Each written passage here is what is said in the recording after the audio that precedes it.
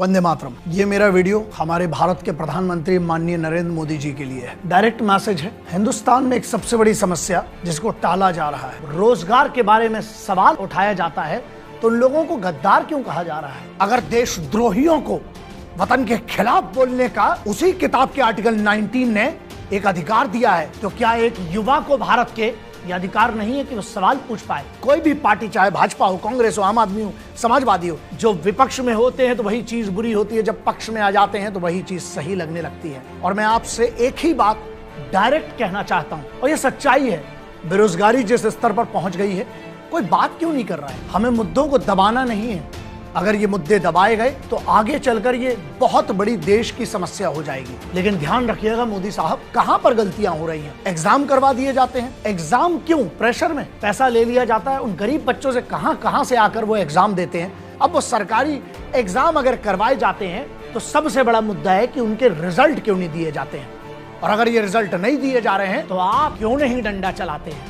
ऐसी कौन सी मजबूरी है जो आपको बेरोजगारी पर बात करने से चुप कर देती है? क्योंकि जब तक ये जवाब नहीं दिए जाएंगे ना, ये सवाल हवाओं में घूमते रहेंगे। आज भी इस देश में ना दो बहुत बड़ी बातें मानी जाती हैं, एक सरकारी नौकरी और दूसरा विवाह। क्या आपकी इस सरकार के कुछ लोग हैं जो भटका रहे हैं? जब ये पूरी महामारी चली, वैक्सीनेशन आ गया है, देखिए इसमें भी करप्शन ना हो ये भी आपको देखना है। समस्याएं हैं, लेकिन मैं हमेशा सबसे कहता हूं कि ख्वाहिशें जिंदा रहना जरूरी है, वरना कल सुबह उठने का मकसद क्या होगा? सरकार जो आराम से कर सकती है, आपके लिए सिर्फ इतना सा काम है, आप अगर चाह लें, अगर पूरी सरकार चुनी हुई है, विपक्ष कुछ नहीं है आज की, सॉल्यूशन क्या है? सॉल्यूशन सीधा है, अकाउंटेबिलिटी निर्धारित करिए। जो इसके लिए जिम्मेदार हो, इसको जो भी इसमें करप्शन हो रहा है उसके लिए जो जिम्मेदार हो, उठाकर नया कानून बनाइए, उसको करप्शन में सीधे अंदर डालिए।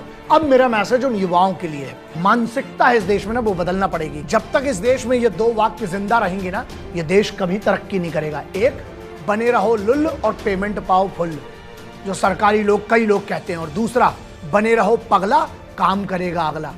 साहब, ये वतन आपका मेरा है, पूरे हक से ना नमक का फर्ज अदा करें। देखिए, माटी का फर्ज सबकी औकात नहीं है, लेकिन नमक का तो कर सकते हैं ना फर्ज अदा। तो जो भी ये यूथ है उसके लिए ये मैसेज है, आप प्राइवेट काम में क्यों नहीं जाते हैं?